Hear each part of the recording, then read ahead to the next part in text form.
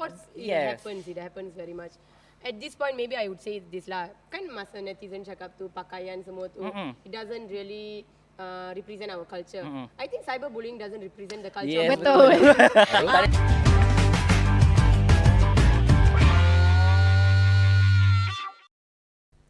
Hai, Assalamualaikum, salam sejahtera. Anda bersama kami lagi dalam Borak Kopi. Saya Farah, bersama saya Agus. Okay, so sebelum tu kita nak juga mention lah, korang boleh follow kita orang dekat My Catalyst di IG, TikTok dan Instagram. Hari ni kita kat mana, Agus? Kita ada dekat Akademia Cyber Technopolis di UKM. Okay, hari ni sebelum kita mulakan kita punya podcast, saya nak tanya dulu Farah. Macam saya dulu zaman sekolah, saya punya sukan favourite dan juga wakil sekolah adalah bola tampar. Bola Farah, tampar. sukan apa Farah? Saya tak, bukan seorang yang main sukan lah, Agus, kalau nak tanya. Tapi kalau sukan lain tu macam lari daripada hari sukan, itu saya lah. Okay, alright. So hari ni kita nak borak berkaitan dengan sukan, berkaitan dengan temasya sukan yang baru saja melabuhkan tirainya. Kita nak borak pasal OLIMPIK Paris 2024. Tanda tanya, adakah road to gagal? Okay Farah, hari ni saya rasa agak special sikit episod kita. Sebab sebelum ni kalau kita bawa tetamu kita, tetamu lelaki semuanya, hari ni kita bawa satu tetamu wanita. Boleh perkenalkan tetamu kita Farah? Saya sangat bangga hari ni kita ada tetamu wanita dan seorang yang hebat hari ni. Okay, so beliau adalah seorang juara kebangsaan sebanyak 10 kali, 2 kali mewakili Malaysia dan pernah juara dalam World Series A Karate, yang di mana dalam World Series A Karate ni adalah orang pertama Malaysia yang menang. Dan juga juara sebanyak 2 kali dalam sukan C. Shahmalarani. Boleh perkenalkan diri atau boleh kita panggil Shahmala atau apa? Hello semua, saya Shahmalarani Chandran. You can call me as Sham. Okay, Sham. Okay. Alright, Farah. Okay, Sham. Saya nak tanya sedikit sebanyaklah tentang kenapa pilih sukan karate. Sebab selalu kita associate perempuan kan, seorang yang lemah lembut, feminin, tapi dan juga karate ni macam bagi saya lah, saya tak tahulah kepada orang sukan kat luar sana, tapi bagi saya karate ni tak adalah famous sangat, bukan pilihan pertama lah boleh kita katakan kan. So kenapa karate?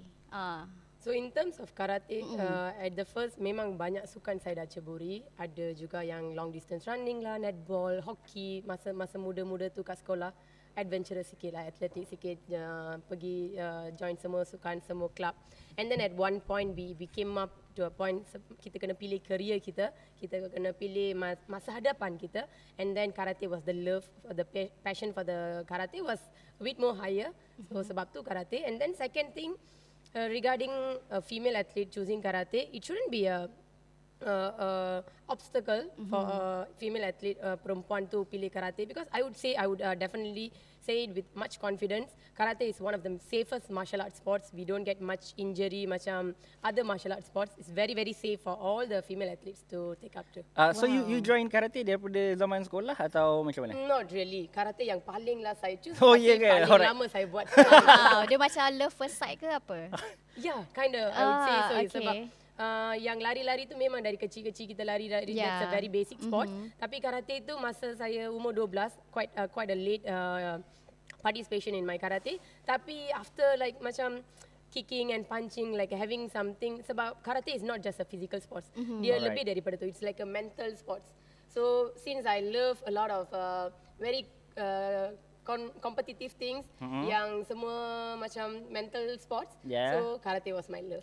I see. So sebenarnya sebelum karate you dah ceburi banyak lah bidang sukan sebenarnya. Antara sukannya adalah lari, hoki pernah pergi MSSS. Okay, alright. And then netball. Semua sukan lah yang kita boleh cuba kat sekolah tu. Kalau banyak sukan yang you join, soalan ni just soalan cepumas je lah. Kenapa tak pilih sukan yang ada dekat Olimpik contohnya? Kenapa tak pilih sukan? When I was choosing karate, I didn't really think karate tu tak ada Olimpik, tak ada macam tu. Alright. It's just that they say your heart goes where it belongs to. So I don't know, maybe karate was my destiny. Faham. So maksudnya kali pertama you mula you punya career secara profesional dalam karate adalah sejak tahun 2016. Dah sedekat Currently? Masa tu sukan you join karate mewakili apa dan di mana? It was my first sukma. Okay, So, sukma. mewakili Okay, sama. alright. Alang-alang kita pun sekarang ni tengah sukma ni, Farah. Memang musim Vibe sekarang. sukma lah. Okay. So sekarang ni you sebagai masih lagi aktif sebagai atlet ataupun Masih aktif sebagai atlet negara, but sukma memang tak boleh sebab dah dah. umur dah sikit lah, sikit dah naik sikit. ada sikit. Okay, naik sikit lah. Okay. So, you ada kata jugalah you ada masuk sport juga sekarang. Tapi selain daripada itu, apa juga yang you tengah work on sekarang? I'm doing my masters right now. Wow. So in my actuarial science. Wow. Kenapa actual science? Because I'm a person who like maths.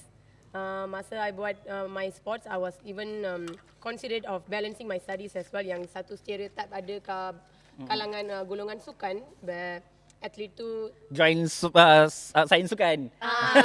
or maybe they don't really concentrate much of their studies, they can't balance much. But I just want to break the barrier saying that, oh, you can do both. Alright. It's not an impossible thing to do so. So, Okay. I love the way you lead by action. Yeah. Yeah. Thank you. Okay. Alright, okay guys. Saya rasa lupalah. Hari ni kita punya podcast kan podcast borak kopi. Betul. Tapi kita tak minum kopi pun. Apa kata Itulah kita tu. minum dulu kopi, kita basahkan dulu tekak. Alright. So, ini adalah sebenarnya kita punya tradisi, kita minum-minum sambil, sebab kita nak bagi vibe-vibe macam Yes. sangat santai lah di situ. Ini bukan kita punya sponsor tapi kalau lah dia Boleh nak sponsor masuk. tu boleh juga. Boleh. Okay guys. Okay. So, tadi kita dah berkenalan dengan Syam. Mungkin kita bolehlah start masuk dengan kita punya topik pada hari ini, iaitu Topik Olimpik hangat. Paris. Yes, topik hangat. You follow Olimpik Paris? Definitely, as an athlete, everyone follows. Alright, sukan yang you follow, yang betul-betul you follow Olimpik? I can't say any one sport sebab being an athlete, I go for my trainings as well. Tapi Okay, masa-masa alright. yang ada luang masa tu, masa on TV yang ada tu, yang Malaysian athlete, oh definitely say that. Okay, alright. Okay, yang bronze medal you tengok? Ya, tengok yang okay. last Cosmos saya ingat lagi. Okay, alright. Okay, mungkin kita nak borak pasal Olimpik Paris ni ada banyak isu yang kita boleh borakkan. Tapi mungkin we can start with something yang even sebelum Olimpik Paris ni bermula lagi pun, iaitu isu tentang pakaian rasmi kontijen Malaysia ke Paris 2024. Yang mana kita tahu, ramai yang dah tahu, banyak isu ni banyak mendapat kecaman dan juga komen-komen negatif daripada netizen kita. Apa pendapat korang? Sebab pendapat saya peribadi, sebenarnya saya setuju dengan, saya berpihak kepada netizen untuk isu ni. Sebab bagi saya dia punya pakaian yang asal tu memang design dia memang buruk. Apa pendapat korang? Tapi bagi saya lah, okay, sebenarnya bila saya first nampak TikTok trend yang mula macam bandingkan lah pakaian-pakaian kontijen Olimpik. Tapi saya ingat benda tu sementara je lah, sekadar nak trend ataupun nak ikut isu semasa. Tapi bila dia jadi berleluasa, benda tu jadi besar tau. So macam bagi saya, relax lah guys. Tak payah nak ni sangat kot, sebab ni Olimpik bukan fashion show. Dia bukan macam tu, Farah. Sebenarnya bagi saya lah. Bagi saya dia bukan setakat pakaian, tapi dia adalah lambang kepada negara kita. Dia membawa image negara, first impression negara kita. Macam Syam pernah join SEA Games kan? Yeah. Did you think that pakaian rasmi kontijen ni memainkan peranan kepada mungkin mentality atlet atau sebagainya? In my perspective, yes, it is. It should be. Sebab as you said, it's not about just we are competing there as an athlete. Masa kita pergi yang game-game yang terbesar kat dunia, it's like the ultimate sports, ultimate goal of any athlete. So they are representing themselves, their country, their culture. It's basically showing who's Malaysia, because bukan ramai negara, banyak negara yang tahu what Malaysia is all about. Betul. And so it's not it's also an first impression. At the same time, they are gonna say, wow, cantik juga lah. What country is that? Who are they like? What are they gonna up to at these Olympics? But at the second opinion of mine, I would say constructive criticism is always important. It's just that how are you handling it? Kita kena dapatkan yang like their comments, and we need to know whether it's good or not, so that we will upgrade it in the future to make it better. We can't be just doing something without knowing what is the purpose or apa yang pendapat atlet ke netizen ke. Sepanjang you jadi atlet mewakili negara, contoh macam dalam SEA Games, ada tak you dapat Terima bukan komen maksudnya ke? orang yang design pakaian rasmi tu adalah tak consult atlet. You tahu tak? Oh, tak ada. From my experience, tak Oh, ada. I tak don't ada think lah. so. Okay. Sebab that is a management part. Hmm. But at the same time, yang netizen, you can give a constructive criticism. Obviously, you have all the rights. Because athletes, we are sustaining our life from your tax. You are the taxpayers. But at the same time, we don't want that to be crossing the limit lah. Obviously, we don't want that to be a cyberbullying or to anyone, because none of them want to give a bad thing to an athlete. Obviously, that's not diorang punya niat. Maybe that doesn't really work out lah. So we learn from that. We don't do that again. That's the only thing we can learn. Faham. Tapi ada juga dekat social media sekarang ni, dia bagi design alternatif guys. Betul, Tapi betul. design alternatif dia pun tak berapa nak Yang bagus lah, saya boleh katakan. yang tu saya setuju. Yang tu saya setuju sebab dah lah guna AI satu lagi. Oh, guna Lepas, AI. Yes, dah lah guna Yang tu saya tak AI. boleh Lepas pula. tu lagi korang punya cadangan design pun tak lawa pun sebenarnya. Tak lebih baik pun daripada cadangan yang sebelum tu. Itulah You tu. can give opinion, Yes, but betul. there are a lot of steps to go on. Yeah. It's very easy to say, but to implement it on real life, to proceed with a lot of menteri-menteri, a lot of cadangan kita akan dapat, but implication is the most difficult part. Memang action tu lagi susah daripada Yelah, betul. saying in words, right? So we need to appreciate those who are doing that as part of Yes. athletics. And MOM pun lepas menerima kritikan daripada netizen, dia dah memberikan dan mengeluarkan design yang baru. Yang bagi saya okey lah, boleh lah. And tak adalah seburuk yang asal. And saya rasa cukuplah netizen punya kritikan tu. Sebab macam yang Farah cakap tadi, ni bukan fashion show untuk kita fight pasal design. Tapi dalam isu ni ada satu benda yang menarik perhatian saya, yang saya rasa macam menjadi pemikiran saya, iaitu komen ataupun respon balas daripada chef dimission kita, Datuk Hamidin, yang dia punya statement adalah, kalau saya ingat, saya rephrase balik ayat dia adalah, tak guna pakaian cantik kalau tak bawa pingat emas. Saya rasa benda itu dia bukan meredakan kemarahan rakyat, dia menambahkan lagi kemarahan rakyat. Dan mungkin betul lah apa yang orang-orang tua cakap, jangan sampai mulut masin. Betul. And mungkin sebab mulut masin dia adalah menyebabkan kita meraih dua gangsa, dan sampai kita punya netizen menukar nama program KBS RTG itu daripada Road to Goal menjadi sama ada Road to Gagal ataupun Road to Gangsa. So pendapat Syam untuk Olimpik Paris 2024 ni, adakah betul dia gagal? Okay, first thing first, the word road to goal itself is a journey. It's not it's not like short-term progress. Anyone who have been in sports won't say that. Sebab they understand sports is not a one-day work or 1 month, not even a one year work. It's a very, very long term. And if you are just seeing the progress of Malaysian athletes being two bronze medalists, I would say you are being very, very wrong, because I saw a lot of 2 to 3 athletes broke the national record, which is very, very betul, appreciable. betul. It's not Nice, very easy to break Yes. like a 20 years, 30 Betul. years national record. At the Olympics Games, the pressure is very high. Yes. You are representing at the Tamasha yang terbesar, Yes. and you are breaking national record. And there was this athlete, the weightlifting athlete, Yes, Anik. Anik. He was number 4, and it Betul. was just 1 kilogram. 1 kilogram saja. Yes. So I'm not evaluating that athlete as a failure athlete. Betul. It's just that he lost his medal Betul. because of maybe rezeki dia Betul. at that moment. And but plus- he did his best. Plus masa tu Anik adalah dia penampilan sulung dia. His And first then he's appearance. only 20 years old, 22 Betul. years old. Yes. And road to goal means that is his journey for the next 4th year. If I'm targeting him for Los Angeles, I need to give him the opportunity now. Yeah. Barulah dia boleh perform for Los Angeles. I can't be saying, okay, you prepare for Los Angeles and then we go for gold. No, we give him the opportunity, he performed, and then we're gonna see how to improve his. How can we support him for the next 4 years of journey? Betul. So, yeah, a lot of things we can say about road to goal. So untuk ringkaskan you punya pendapat adalah road to goal ni tak gagal sebab dia bukan gagal sebenarnya, dia masih belum berjaya sebab it's a road. Exactly, that's It's the a best journey. word I would say. Yes, okay, alright. Tapi dalam isu Olimpik ni, antara isu lain yang menjadi buah mulut netizen juga adalah kurangnya support ataupun sokongan daripada badan-badan sukan. Contoh macam kita dengar Go Greenway, dia tak dapat bawa dia punya coach, jurulatih untuk ke Olimpik dengan alasan tak cukup dana, tak cukup peruntukan. Saya rasa secara peribadi benda ni tak patutlah untuk berlaku. Betul. Macam untuk Syam sendiri, sepanjang mewakili Malaysia di kejohanan-kejohanan dunia di luar negara, kejohanan antarabangsa, pernah tak mengalami masalah kekurangan dana ke? Pernah tak? As for now, nope. Sebab I've been to a lot of World Series leagues, World Premier Leagues. Even now, like 3 months ago, I went to Morocco. That's a ranking tournament. And I was the only athlete represented sebab I was in the ranking. Okay. But ISN supported me. MSN sent me like 2 ISN staff, psychologists, and also a physiotherapy just for one athlete. Okay. Because they know that even though I was just a quarter finalist, I didn't get a medal. But they know that is how, because I ranked, I was the only athlete, and this is where they need to support me so that when it comes to SEA Games, when it comes to Asian Games, I can perform. If they think, oh, I can't get a medal at the World Series Games, if they didn't send me, that won't be helping me to get a SEA Games gold. Everyone is seeing the SEA Games gold, kan?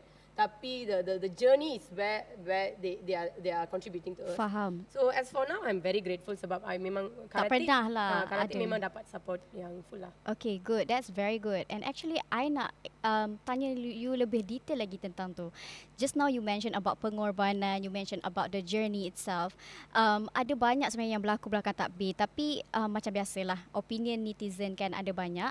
So, I nak tahu juga, apa yang you buat masa you sedang berlatih dan what is your macam motivation for you to push yourself to keep going? My motivation is that my dream is very big and I know that everything I do is not enough. So kalau cita-cita saya tu kalau sampailah SEA Games je, maybe I would have like okay, we have already reached the target. I can just take a rest. But my goal wasn't SEA Games. My goal wasn't Asian Games. My goal is world level. And kalau lah harap lah karate masuk Olympic, that's gonna be my ultimate goal. So that is one of the motivation, because you know that when your target is higher, when your journey is very far away, you can't stop running. You should be just continue your journey. Ya, tapi you punya achievement bagi I dah terlalu tinggi. Tapi macam you cakap lah, benda tu you punya goal is world level kan. So what is the behind the scene? Apa yang you buat? Macam for the training, apa you tak cukup tidur, whatsoever. So can you explain more about it? Yes, obviously, if you ask any athletes, the number of hours they get to sleep or the number of hours they get to enjoy with their friends is very, very minimal. And their life or their journey is not as ordinary people. Kalau you tanya dia orang berapa kali dapat cuti tahun ni atau berapa tahun ni. So maksudnya it's per year? Yeah, it's per season. Like per year we will have a season, contohlah January sampai lah September, October. So sampai 10 bulan tu kita kena memang contribute sacrifice everything for the sports. You can't be going out with your friends, even like some of them, a lot of them are student athlete like myself. They are lagi-lagi dia orang nak belajar lagi. So you can't just be thinking about, oh, I can chill this weekend. No chill weekends with us. Weekend, you do something else for your life. And then come back to your weekdays, training lagi. And then there'll be competitions coming up, recovery. Kalau ada injury, there's another more. So, so it goes beyond than gold ke gangsa ke dan sebagainya. So that is what I want to appreciate to all the athletes. If they say it's a road to gagal, being one of them at the Olympic level itself an achievement. If you think that's gagal, then the journey that it takes to be there, even though you have been a wildcard athlete, doesn't matter. To be there among the best of the best in the world is already been an achievement. Just that we are working, we want obviously gold. We can't deny that. I can't say that, okay, yang tu cukup. No. Malaysia won the first gold because we can see that all SEA countries got their gold. Malaysia is still, okay lah, sikit-sikit lagi. But we want that obviously, but at the same time, we don't critique the athletes a lot. We want the athletes to adapt all the mistakes. Let them change, but don't let them up till they give up the sports. Don't be that one person to make their life miserable. Ya, kita tak patutnya macam label atlet tu. Dia macam, oh, gold. Or not. Dia macam bronze je. Jangan. Syam, tadi you masa Farah mention tadi you ada menang World Series A Karate. Saya rasa nasib baik kita, saya rasa malang lah, bukan nasib baik, malang lah sebab kita, karate tak ada dalam Olimpik. Kalau tak mungkin kita dah menang lagi satu gold medal. Betul. Okey, saya nak tanya dekat Syam, macam untuk atlet-atlet kita yang di Olimpik Paris ni, bukan setakat netizen tau yang memberikan komen-komen yang kurang manis untuk kita dengar, tapi media juga, media-media arus perdana juga kadang-kadang memberikan komen yang kurang sedap lah untuk dia dengar. Macam kita dengar macam Lizija sampai dia dalam tanda kutip merajuk dengan media. Jadi Syam, pernah tak you experience benda-benda macam ni? Not juga sebab in that way, because our coaches, mainly coaches or team managers, be our protective layer lah. If they know that gonna be very harsh or I didn't really experience, but I've heard obviously from athletes having a bad experience. There will be good and bad. But our coaches or team managers will make a restriction if they sense anything wrong from the media side. But a request to the media, I really understand that they wanted to know the news, what happened, but there are some places and time to get that information. Not every time the athlete is ready to give, and if they are not ready, just give them time. It's just, I won't say they are arrogant or egoistic, just that memanglah masa dia orang kalah, they might be having some emotion to their self. They have worked so hard. Even Dato' Azizul, we feel that. Betul. We feel that. How would it be for that person who worked for not 4 years? I would say 8 to 12 years. Lima sukan Olympic, yes, and then his aim is for gold. And it's not just he participated and he lost. It's just because of disqualification. Yeah. And we can't expect him to just give interview immediately and then give his emotion. Betul. Just give him his time and he would. For you yourself, sebelum you join kalau any competition lah, you ada tutup tak social media atau you jenis yang tak kisah, you baca je komen-komen dekat social media?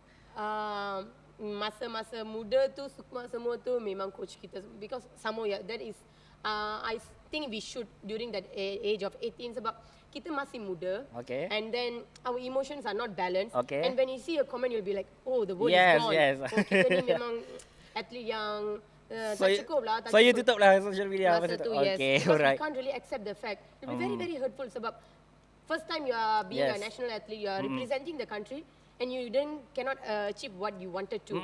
And then sakit juga, tapi as time goes on, that is, I'm going to take it as a constructive criticism. So yes, you had a lot of expectation on me.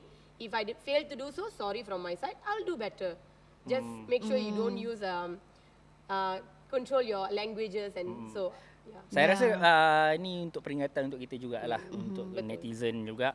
Ada beza antara komen yang membina, kritikan yang membina dengan kritikan yang menjatuhkan. Betul. At one point kita rasa macam kita mengkritik tu, kita beranggapan kita nak support, kita nak kritik supaya atlet tu jadi lagi baik. Tapi rupanya dia mengganggu emosi, dia menjatuhkan lagi atlet-atlet tu. Farah? Betul. Saya nampak juga dekat negara-negara jiran sekarang macam Filipina, Indonesia dengan Thailand kan. Diorang dah mula fokus kepada sukan-sukan lain untuk cuba raih emas Olimpik. Kan Agus kan? Betul.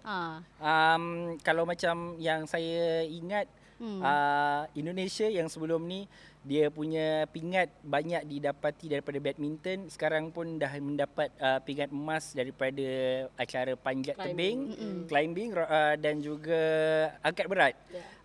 Thailand dapat emas daripada taekwondo dan Filipina daripada gimnastik. Di Malaysia acara yang sering mendapat pingat adalah badminton, cycling dan juga diving.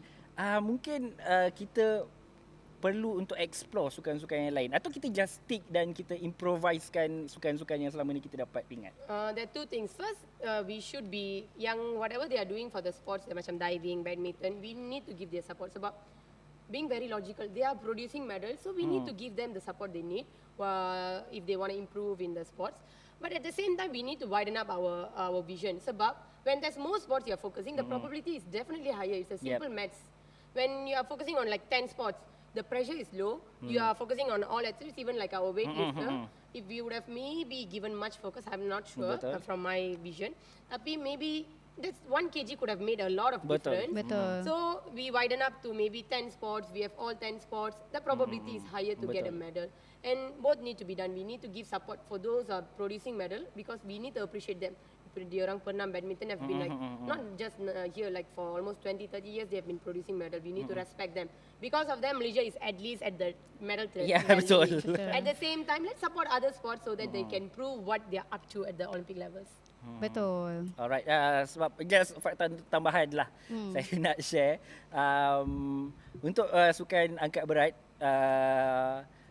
pemenang pingat emas pertama Filipina untuk Olimpik, betul kan saya kalau saya salah, di Olimpik Tokyo 2020, Hadlin Diaz, yang perempuan tu, dia menang emas untuk Filipina, tapi fakta menariknya dia training dekat Jasin.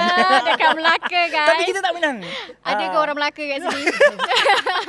Itulah fakta tambahan yang, tapi kita ada peluang dan kita ada potensi. Anik Kasdan macam yang kita sebut tadi, dia untuk Olimpik yang pertama dia dapat nombor 4 is good enough lah, I think. Betul. Ya, Syafidaus, Farah, saya rasa kita dah cover banyak topik-topik yang hangat lah tentang Olimpik dan juga tentang you, background you, pengorbanan you as an athlete yourself. So, I nak tahu apa siapa atlet kegemaran korang? Yang ini untuk yang Olimpik atau atlet di Malaysia? Di Malaysia untuk, okay, alright. Syam? It's very easy, I think. It's Dato' Nicole David. Okay, alright. I dah boleh agak actually. Itu pun antara sukan yang kalau ada di Olimpik, betul. Memang kita mungkin dah, yes. Serius tu? Betul. Kenapa Dato' Nicole? Sebab Dato' Nicole David, for those who doesn't know, she's a 8 times world champion. She's not just good to greatest of all time lah. Not just good for squash. She's good for all sports. There's no any sports, if I'm not mistaken, there's no any sports yang ada 8 kali juara dalam world championship. And being that as a female athlete, and also the first athlete, sebab it's something like this. Kalau badminton memang kita ada medal. So when the junior is coming up, it's easy for them to catch up. Betul. Tapi Dato' Nicole David, she was the first person to do so. So dia pioneer lah. Yeah. So having that strength to be the first to step up over there, and for 8 times, not once, not twice, 8 times. So she's always my idol. Okay, and whatever she's doing for the sports now, walaupun dia dah retire, she's having her own organisation. She's supporting the squash athletes, and she was there at Olympics. Seeing her being at Olympics itself is a goal for me to see, like, sebab dia tak dapat, she didn't get the opportunity, but she's being there as to support our Malaysian athlete. So Dato' Nicole David. Kalau untuk Olimpik Paris 2024, siapa atlet yang favourite? Maybe Aaron Chia. So Aaron Chia. Yes. Farah tengok dia punya bronze medal. Jangan sayang saya. Sebab saya bukan orang sukan. Macam saya cakap tadi, hari sukan saya lari. Okay. You tengok dia punya yang bronze medal punya match. Yes, kita tengok. I still ingat diorang punya bronze medal kat Tokyo yang diorang smash diorang baring tu. Serious Yes, dan memang diorang mengejar point sampai akhir. From 2012, if I'm not mistaken. 1912 something. Yes. That persistence, I don't know how many of them understand. It's very hard. Yes, betul. And it doesn't happen the pressure, in one moment. Betul. And untuk saya, kalau untuk saya selain daripada Aaron Chia Soyik dan atlet-atlet Malaysia yang lain, sebab saya percaya atlet-atlet Malaysia di mana pun competition, especially untuk Olimpik, menang ataupun tak menang, bawa pingat ataupun tak bawa pingat, anda adalah hero Malaysia. Betul. Tapi untuk saya secara peribadi, kalau boleh pilih satu je, mungkin saya akan pilih Syafidaus lah. Syafidaus. Dia walaupun dia dapat banyak. She is the MVP juga. Yes, MVP juga. Dia walaupun dia banyak kritikan, dia cuba dibanding-bandingkan dengan Datuk Hazizul Lasniawang, but he made it to the final. It's good enough, and cuma malang je lah hari tu sebab accident happen kan dengan dua pelumba lain kan. Tapi ada juga isu yang viral tentang Syafidaus ni, tapi bukan tentang Syah lah, tapi tentang netizen Malaysia ni. Dia sibuk sangat, dia nak menyerang social media pelumba Jepun tu. Tapi dia macam segelintir orang, and then benda tu jadi besar disebabkan Yes. And isu ni bermula dibawa oleh segelintir orang je lah dari kecil. Tapi benda ni jadi besar sampai kan Syafidaus terpaksa respon. Dia cakap pelumba Jepun tu dia kawan baik je, and sports, Yes. it happens very much. At this point, maybe I would say this lah. Kan masa netizen cakap tu, pakaian semua tu, it doesn't really represent our culture. I think cyberbullying doesn't represent the culture. Yes, Betul. So, Ambil kau. kalau orang kritik tentang baju tu tak cukup lah, Malaysia, it doesn't represent. I think cyberbullying doesn't. Sebab Yes. as an athlete, it brought Malaysia's name up to number 4. Yes. And it takes just one comment to pull it down. What would the Japanese athlete would be thinking about Yeah, Malaysians? betul. Why should athlete train so much, bring the Malaysians' name up, and your keyboard warriors just bringing it down? That shouldn't Saya be the way. setuju sebab mereka sebenarnya saya faham lah semangat dia nak menyokong dan membela tu kan, tapi sebelum kita nak ambil sesuatu tindakan tu ataupun sebelum kita percaya sesuatu berita yang disebarkan tu, apa kata kita jadi berwaspada, jadi aware dan semak dulu fakta tersebut. And hati-hatilah, fikir ke depan apa consequences daripada tindakan kita tu. Betul. Okay, Farah? So sebelum kita nak akhiri topik kita hari ini, saya ada 2 soalan, iaitu pertama, apa sukan yang korang look forward to untuk sukma yang sedang berlangsung sekarang ni? Kalau saya volleyball lah. Volleyball lah. Okay. Oh, you play volleyball? Yes, I play volleyball. Wow, tak nampak macam dia main volleyball Support lah. negeri mana? Wilayah Persekutuan Kuala Lumpur. Wow. How about you? Obviously karate. Karate has started today ke Miri Sarawak. Wow. So give your support to Sukma Athletes lagi-lagi Selangor. Alright. Tunjuk Selangor. Okay. Dan yang terakhir, soalan yang terakhir, mungkin you boleh bagi sikit kata-kata semangat dekat atlet-atlet yang tengah berjuang, berpeluh, tengah memang nak menang lah kan, yang beraksi dalam sukma sekarang ni. And kalau boleh tambah untuk atlet Paralimpik kita juga. Jangan lupa kan. Paralimpik. Okay. Yes. So all the best to all the Sukma athletes. This is one of the main opportunities about masa. Most of the athletes you tanya, they'll be like after winning Sukma only they got a national athlete, pergi SEA Games and so. So good luck all of you and also Paralympic athletes. I think you have been the best in Malaysia sebab Paralympic tu memang every even though Olympic you have some yang ragu-ragu tu, Paralympic datang balik Yes, dengan betul. emas juga. And maybe if we have time I want to add this thing. Masa saya main Sukma yang kedua, Yep. actually saya kalah ke first round. Okay. Oh. So like what you all said, the pressure is high and memang they expected a lot from me, and being a first round loser was a very big matter for me. So kalau masa tu, kalau lah social media tu aktif sangat, ada yang kritik saya sampailah saya nak give up, I won't be a 2 times SEA Games gold medalist now. I won't be a World Series A gold medalist now. So sometimes losing is also needed for a better outcome. So that is the wish I would like to say all the Sukma athletes. Just give your best out there. Whatever the result is, it's something for better. And yep, good luck Team Selangor. Good Alright, luck. okay. Thank Okay you so guys, much. nampaknya masa pun dah mencuburu kita. Sebenarnya banyak lagi kita boleh bincang pasal isu sukan dan isu Olimpik ni. Tapi kita dah tak cukup masa lah. Betul. Terima kasih Syam Thank sebab you for sudi having me. untuk bersama dengan kami di podcast yang humble ni. Jangan serik lah untuk hadir kalau dijemput lagi. Dan kepada penonton juga, terima kasih kerana sudi untuk mendengar dan menonton episod kali ini. Jangan lupa lagi sekali follow, like dan subscribe kita punya channel. Jangan lupa untuk tonton kita punya episod yang akan datang. Farah? Waspada dengan apa yang anda percaya. Terima kasih. Bye-bye.